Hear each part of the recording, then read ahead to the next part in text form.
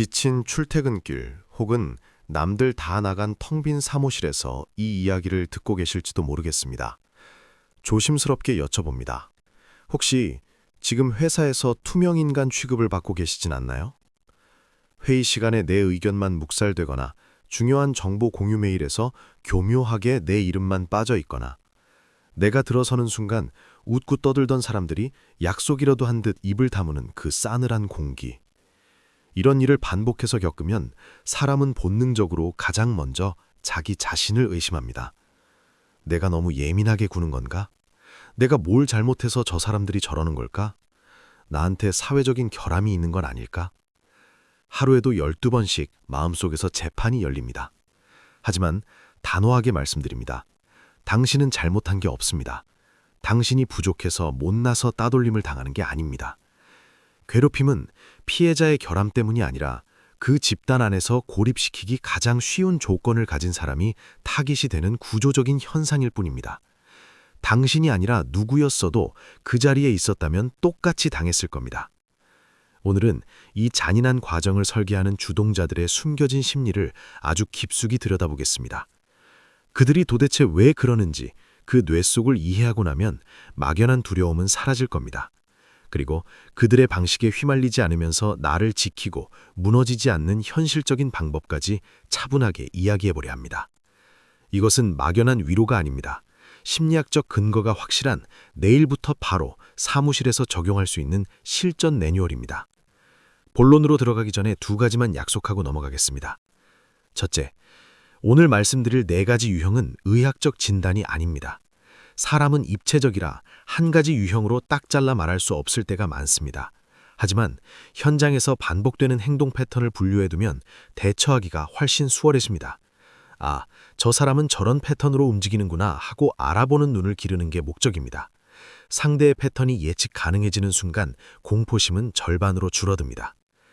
둘째, 지금 여러분이 겪는 고통은 예민해서 생기는 게 아닙니다. UCLA의 사회신경과학자 나오미 아이젠버거 교수팀의 유명한 연구가 있습니다. 사람이 사회적으로 배제될 때 우리 뇌는 신체적으로 타박상을 입거나 칼에 베였을 때 활성화되는 부위와 똑같은 곳이 반응한다고 합니다. 진화심리학적으로 무리에서 배제된다는 건 곧 죽음을 의미했기 때문에 우리 뇌는 고립을 생존에 대한 위협으로 받아들이도록 진화했습니다. 그러니 마음이 찢어지는 듯한 그 아픔은 은유가 아니라 실체입니다. 아픈 게 정상입니다. 절대 스스로를 탓하지 마세요. 당신은 지금 아주 힘든 싸움을 하고 있는 겁니다. 그럼 먼저 그들의 정체부터 낱낱이 파헤쳐 보겠습니다. 직장 내 괴롭힘을 주도하는 사람들은 크게 4가지 유형으로 나뉩니다. 지금 내 상사나 동료가 어디에 해당하는지 그들의 얼굴을 한번 떠올려 보십시오. 그래야 잠시 후 말씀드릴 대응법 중 무엇을 꺼내 들어야 할지 정확히 알 수 있습니다. 첫 번째 유형은 나르시시스트형입니다. 이들은 사무실은 협업하는 공간이 아닙니다. 자신이 주인공이 되어야 하고 타인은 조연이나 관객이어야 하는 무대입니다. 이들의 특징은 공개적인 장소를 유독 좋아한다는 겁니다. 단둘이 있을 때보다 모두가 보는 회의 시간이나 점심시간에 누군가를 면박 주거나 비꼬는 걸 즐깁니다. 피해자가 당황해서 얼굴이 붉어지거나 주변 사람들이 자신의 농담에 억지로라도 웃어줄 때 이들은 자신의 영향력을 확인하고 우월감을 느낍니다. 그리고 문제가 되면 꼭 이렇게 말하며 빠져나갑니다. 농담인데 왜 그래? 사람 무안하게. 너 너무 예민한 거 아니야? 전형적인 가스라이팅 수법이죠. 심리학에서는 이를 나르시시즘의 공급이라고 부릅니다. 겉으로는 당당해 보이지만 사실 내면의 자존감이 지극히 취약하기 때문에 타인을 깎아내려서 그 반동으로 자신의 자존감을 채우려는 심리입니다. 이들이 원하는 먹이는 업무 성과가 아니라 여러분의 감정적 반응입니다. 2번째는 마키아벨리형입니다. 이들은 감정적이기보다 매우 차갑고 계산적입니다. 심리학에서 말하는 어둠의 3요소 중 하나로 타인을 동료가 아닌 철저한 도구로 이용하는 유형입니다. 아주 교묘하고 은밀합니다. 나르시시스트처럼 앞에서 소리치지 않습니다. 대신 중요한 정보 공유 메일에서 특정인만 쏙 빼놓거나 회의 시간을 잘못 알려주기도 합니다. 앞에서는 세상 둘도 없는 친한 선배처럼 웃지만 뒤에서는 말을 교묘하게 왜곡해서 이간질합니다. 김대리가 너에 대해 안 좋게 말하더라. 팀장님이 너 일하는 거 마음에 안 들어 하셔. 라며 피해자를 고립시키고 자신의 영향력을 넓혀갑니다. 이들에게 괴롭힘은 감정풀이가 아닙니다. 자신의 사내 권력을 공고히 하고 경쟁자를 제거하기 위한 전략적 도구입니다. 그래서 자신의 선에 피를 묻히지 않으려 하고 기록이 남는 걸 극도로 싫어합니다. 세 번째는 의외로 가장 흔한 불안형 혹은 열등감형입니다. 이 사람들의 핵심 기제는 정신분석학에서 말하는 투사입니다. 자신의 무능력이나 열등감을 스스로 인정하기가 너무 고통스럽기 때문에 그 원인을 타인에게 덮어씌우는 겁니다. 그래서 아이러니하게도 일을 못하거나 게으른 사람이 아니라 오히려 일 잘하고 성실하며 평판이 좋은 동료를 공격합니다. 여러분이 성과를 낼수록 칭찬을 받을수록 이들의 불안은 증폭됩니다. 여러분의 유능함이 자신의 무능함을 돋보이게 만들기 때문입니다. 그래서 이들은 아주 사소한 오타 하나, 말 실수 하나를 마치 전체의 무능력인 것처럼 침소봉대합니다. 업무 능력으로는 깔 게 없으니 결국 쟤는 융통성이 없어 사회성이 부족해 인사가 저게 뭐야 라며 모호한 인성을 공격하기 시작합니다. 조직 심리학 연구들에 따르면 유능한 부하 직원일수록 무능하고 불안정한 상사의 타깃이 될 확률이 높다는 결과가 있습니다. 당신이 공격받는 건 못나서가 아니라 오히려 너무 빛나기 때문일 수 있습니다. 마지막 네 번째는 통제광형입니다. 강박적인 성향이 강해 인지적 유연성이 현저히 떨어지는 유형입니다. 우리 팀은 원래 이래, 어디 감히 선배한테 토를 달아, 내가 시키는 대로만 해, 이런 말로 배제를 정당화합니다. 자기 방식, 즉 마이크로 매니징에 순응하지 않는 사람을 조직 부적응자나 반역자로 몰아갑니다. 이들에게 창의적인 의견이나 효율적인 방식 제안은 업무 토의가 아니라 자신의 권위에 대한 도전이나 반항으로 받아들여집니다. 자신이 정한 질서에서 1mm라도 벗어나는 것을 겨누리지 못하기 때문에 분단위로 업무를 보고하게 하거나 숨막히게 감시하며 괴롭히는 유형입니다. 여기까지 들으시면서 머릿속에 떠오르는 얼굴이 있으신가요? 아, 그 사람이 딱 저 유형이구나 하고 감이 오셨을 겁니다. 그럼 이제 어떻게 해야 할까요? 대응법을 말씀드리기 전에 아주 중요한, 어쩌면 듣기 싫으실 수도 있는 현실을 먼저 짚고 넘어가겠습니다. 지금부터 말씀드릴 대응을 시작한다고 해서 상대가 그날 바로 멈추거나 사과하지 않습니다. 오히려 초반에는 반발이 더 심해질 수 있습니다. 너 변했다. 왜 이렇게 까칠하게 구냐? 요즘 태도가 마음에 안 든다. 며 더 집요하게 괴롭힐 수도 있습니다. 그건 여러분의 방법이 틀려서가 아닙니다. 오히려 여러분의 방어가 효과가 있다는 증거입니다. 기존의 방식이 통하지 않으니 당황해서 더 세게 나오는 것이죠. 직장 내 괴롭힘은 개인의 성격 문제가 아니라 권력관계와 집단 심리가 얽힌 끈질긴 구조적 문제이기 때문입니다. 한두 번의 대응으로 해결될 거라 기대하면 금방 지치게 됩니다. 그래서 지금부터 말씀드릴 5가지 대응법은 각각의 유형에 맞춰준 카운터 펀치입니다. 상대를 개과천선시키는 게 아니라 내 멘탈 소모를 최소화하고 결정적인 순간을 위한 증거를 쌓는 장기전 전략입니다. 상대의 유형에 맞춰 골라 쓰십시오. 첫 번째 대응, 반응의 속도를 늦추고 짧게 끊으십시오. 이 방법은 나르시시스트형과 불안형에게 특효약입니다. 행동주의 심리학에서는 어떤 행동에 보상이 주어지지 않으면 그 행동 빈도가 줄어들다가 결국 사라진다고 봅니다. 이를 속어라고 합니다. 이 두 유형에게 최고의 보상은 여러분의 감정입니다. 여러분이 화를 내거나 억울해하며 울거나 당황해서 길게 변명할 때 이들은 희열과 안도감을 느낍니다. 임상심리학에서 학대 피해자들에게 권하는 회색돌 기법을 쓰십시오. 길가에 굴러다니는 회색돌처럼 아무런 흥미도 감정도 없는 대상이 되는 겁니다. 무시하라는 게 아닙니다. 무시는 또 다른 도발이 될 수 있습니다. 핵심은 감정적인 먹이를 주지 않는 겁니다. 비꼬는 말을 듣거나 공격적인 지적을 받아도 즉시 대답하지 말고 3초간 멈추세요. 속으로 하나, 둘, 셋을 세며 뇌의 흥분을 가라앉히십시오. 그리고 감정을 완전히 뺀 사무적인 목소리로 이렇게 말씀하십시오. 그건 제가 판단할 문제가 아니네요. 의견 감사합니다. 참고하겠습니다. 업무 얘기로 돌아가죠. 이건 싸우자는 말이 아닙니다. 나는 당신의 도발에 더 이상 휘말리지 않겠다. 당신의 말은 나에게 아무런 영향도 주지 못한다는 신호를 보내는 겁니다. 재미가 없어진 나르시시스트는 결국 다른 타깃을 찾아 떠나게 됩니다.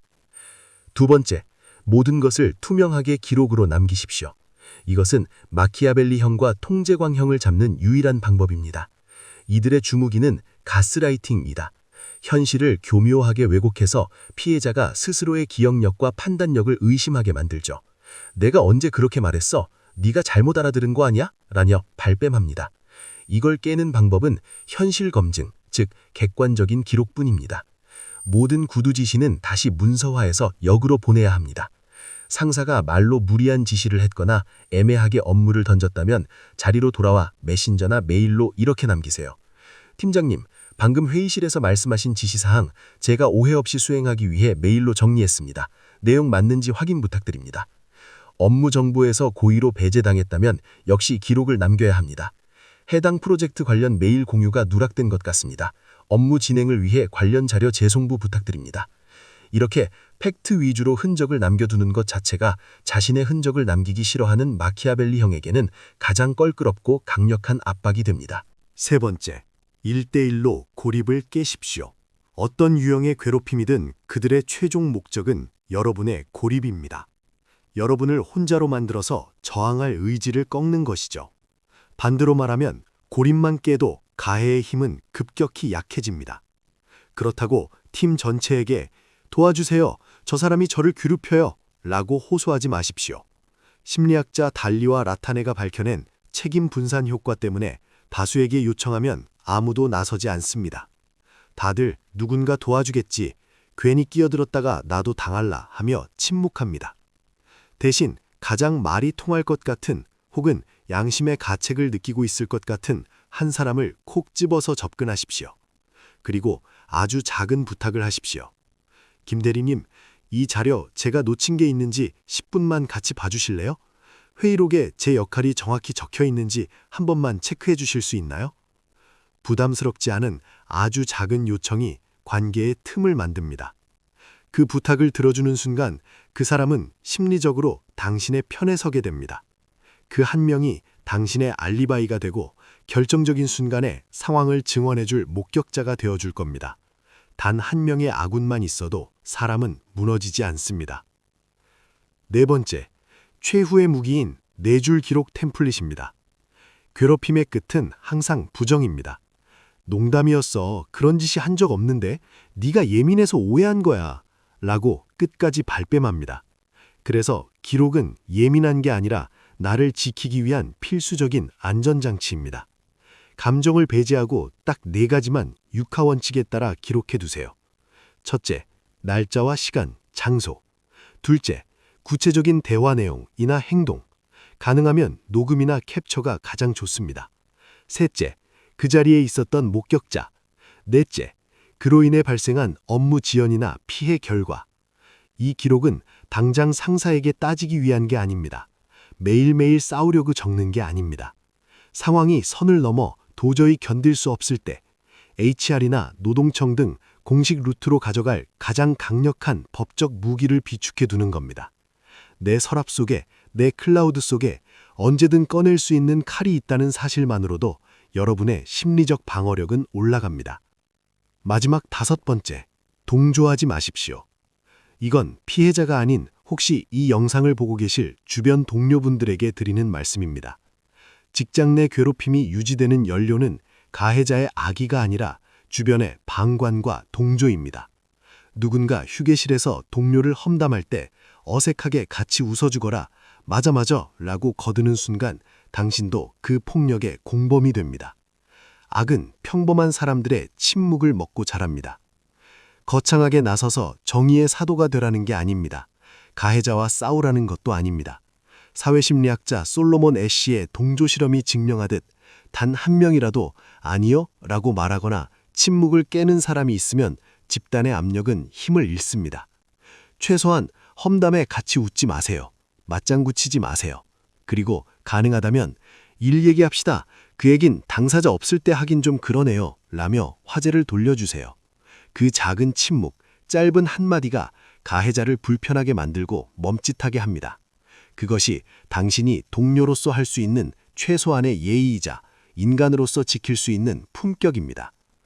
이야기를 마치며 마지막으로 꼭 드리고 싶은 말씀이 있습니다. 이렇게 단호하게 경계를 세우고 무리에 억지로 섞이지 않으면 당분간은 외로워질 수 있습니다. 점심을 혼자 먹어야 할 수도 있고 사내 정보에서 소외될 수도 있습니다. 두렵고 쓸쓸한 마음이 드는 게 당연합니다. 하지만 그건 실패가 아닙니다. 나를 존중하지 않는 나쁜 관계를 내 인생에서 필터링하는 정화의 과정입니다. 썩은 가지를 쳐내야 새살이 돋아나듯 건강하지 못한 관계를 정리해야 진짜 내 사람들이 들어올 자리가 생깁니다. 대신 완전히 고립되지는 않도록 안전장치를 마련하세요. 회사 밖에 동호회도 좋고 옛 친구도 좋고 멘토도 좋습니다. 내 이야기를 있는 그대로 들어줄 수 있는 안전한 연결고리를 딱 하나만 만드십시오. 그것으로 충분합니다. 당신은 지금 이 어두운 터널을 혼자 걷고 있는 것 같지만 터널은 반드시 끝납니다. 그리고 그 끝에 섰을 때 당신은 예전보다 훨씬 더 단단하고 강한 사람이 되어 있을 겁니다. 부디 스스로를 지키는 것을 포기하지 마십시오. 오늘도 당신의 단단하고 평온한 하루를 응원합니다. 오늘 이야기가 지친 마음에 작은 위로가 되었다면 구독과 좋아요로 저에게 신호를 보내주세요. 저는 다음에도 여러분의 마음을 지킬 수 있는 단단한 이야기로 다시 찾아오겠습니다. 감사합니다.